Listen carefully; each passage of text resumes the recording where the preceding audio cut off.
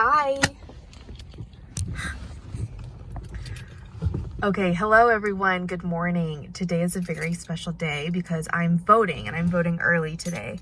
I had to go out of town for a funeral, so I needed to wait until I got my negative COVID test to come here and vote. We vote early in Texas. There's actually a long lead time, a long early voting period. It's about 3 weeks, which is really great. So today is Monday, October 19th. It's about 10 a.m.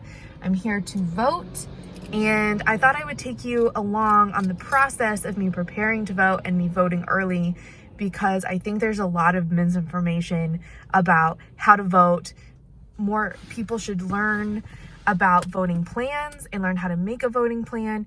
So I'm a political scientist and an attorney, so I thought I would show you my process of voting and how I find the information that I need before I get to the ballot box, so that you have some information on good voting practices. So for me, it's 2020. We're in a pandemic. I have an immunocompromised condition, so I had the choice of either voting by mail or voting early. I did not want to vote on election day because that's too many people for me. So I chose to vote early for the reason that in Texas, voting in person is counted by a computer, and voting by mail can be counted by people. So I wanted to make sure that my vote got in, it was counted, and so that's why I'm here on a Monday morning, because everyone else will be at work and I can vote with minimal interaction with other people.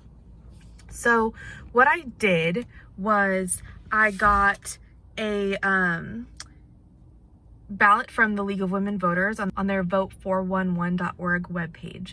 And so that's how I always find information on voting. And then I do some Googling and some searching and thinking about this way beforehand. So I actually made an index card of who I'm going to vote for. And I got the provincial ballot emailed and texted to me in case I lose my handwritten list of names that I'm going to vote for. So let's go in, let's get our sticker. And also, I'm not going to take the video portion into the polling place because that can compromise people's privacy when they're voting, and it's a violation in a lot of states of election law. So let's hop in there and let's vote and do our civic duty. Okay, let's go.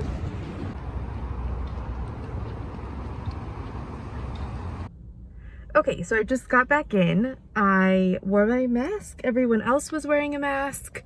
Got my I voted sticker. So what happened when I got in there is that I'm actually voting in a hotel that's close to me. They gave me this little finger condom to select all the things. They ask for your voter ID card if you have that with you, but it's not necessary. But what is necessary in Texas is that you do have to vote with a photo ID, a state issued photo ID. So for me, I used my driver's license. This is something that I have a fundamental disagreement with as a policy standpoint. I think that voter ID laws are poll taxes, but that's something that reasonable minds can disagree on. There's lots of case law coming up in that area. So we can get into a reasonable discussion about whether or not voter ID laws are a good thing or whether or not they're effective deterrents to fraud. But so that took me all of about 5 minutes to get in and out. I voted early. It's Monday at 10 a.m. I went in at 9:55. I came with my ballot and click, submitted my ballot. My vote has now been counted, and I just voted in the 2020 election in the middle of an international pandemic. So now I'm gonna go home and go back to work, but I'm gonna include in this little video how I made my selections and how to use vote411.org. So if you're interested in using that as your voter guide, you're welcome to. And I wanted to talk a little bit about what it means to have a voting plan. What is a voting plan? So a voting plan is when you sit down and decide when you're going to vote, where you're going to vote, how you're going to vote, and who you're going to vote for. So a voting plan includes everything from what polling location you're going to go to, and this differs on the day that you vote. In some states and some jurisdictions, you have to vote at your designated voting location. And in other states, if you vote early, you can vote anywhere in the county that you want. And you can find all of that information on vote411.org, which is the League of Women Voters website I was telling you about earlier. So this is important because you need to know where you're going to vote so that you don't get into an issue of how do I get there? What if I don't have a car? What if I don't have transportation? Do I need to take an Uber? We're in a pandemic. So that's the thing that I decided for myself. So I figured out where I'm going to vote, which was at this hotel close to my house. And when I was going to vote, I knew I needed to wait until I got my negative COVID test, and I needed to do it on a work day when other people were working. So I knew I was going to come on Monday morning, and I decided that a couple weeks ago.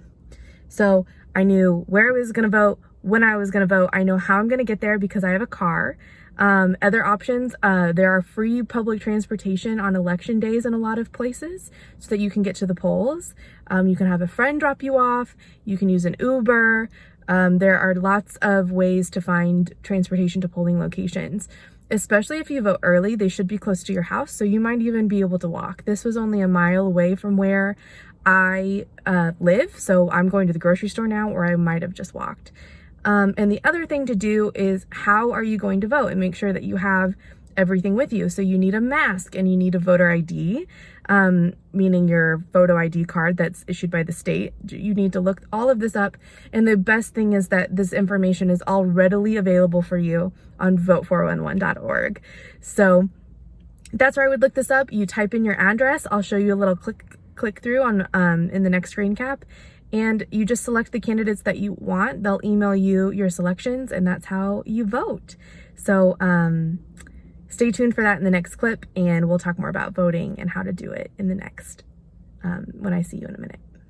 So this is the Vote 411 website with the League of Women Voters, and you can find a lot of useful information on here, including where you can register to vote, checking your voter registration status, and finding out what's on your ballot. So today we're going to focus on checking registration status and finding what's on your ballot. So I'm going to click this, check my voter registration. I need to select what state I'm from. I live in Texas, so I'm going to select that. And that's going to take me to the Texas Secretary of State website, where I can enter my information, which is my name and my Texas driver's license, to find out if I'm registered to vote. So I'm not going to do that here because you don't need to know. I am registered to vote. So we'll hop back to the Vote 411 website and look at our ballot.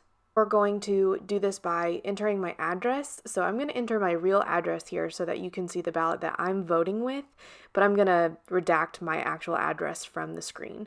So I live in Austin, Texas, and when I hit submit, it's going to take me to my ballot. Okay, so here I have a couple things. I can access candidate debate videos, and I can access my voter guide. This voter guide is compiled by the League of Women Voters, meaning that they send a questionnaire to all of the candidates. Here I have 38 races to choose from. They send questionnaires to the candidates. Right now I'm looking at the U.S. president, and it gives me a description of the duties of the president, how much money they make, how they're elected, etc. And it's going to show me the candidates I can choose from here. So I'm going to compare Joe Biden's answers to Donald Trump's answers. So we're going to scroll down to the bottom and see how they answered the questionnaire.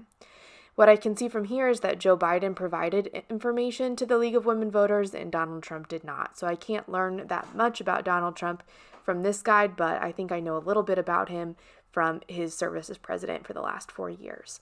So I can make my decision here. I can select the candidate that I want and click next race and move on to see who I can vote for the Senate. Okay, so now this is the next one on my ballot. I'm going to choose between these people for the U.S. Senate. I'm going to compare the Democrat and the Republican, which is John Cornyn and Mary Hagar. Both of them answered the questionnaire, so I can learn a lot about their positions on policy here and what they value. So I can do this for every race on my ballot. Some of them are uncontested and some of them are not. And this also includes the propositions in Texas, which are just in the city of Austin for me to vote on. So those are referenda. So here there's also extra voting guides that I can look up. I can look at candidate debate videos, and there's a lot of information here. So once I click through all of these, then I can find information on every race, and I can have that those selections sent to my cell phone or to my email, and then I can write up on my note card my cheat sheet for when I go to vote. So this is the League of Women Voters website. This is vote411.org. I use this every time I vote. It's been really excellent for me, and I highly recommend it for you. I don't know that I would use this as my only voter's guide, but it's a great place to start and to find out who's on your ballot. You can also get a sample ballot from your county, and that's how I voted today. So I hope you learned a little bit about how to make a voting plan and how to make a cheat sheet for your ballot when you go in to vote. And mostly, I just hope you vote in the 2020 election. And it was great speaking with you today. My name is Christine Bird. I'm a political scientist and lawyer working out of Texas. And I hope you enjoyed this video and learned something. If you learned something, make sure that you like and subscribe to my channel and also share this video with your friends. Happy voting!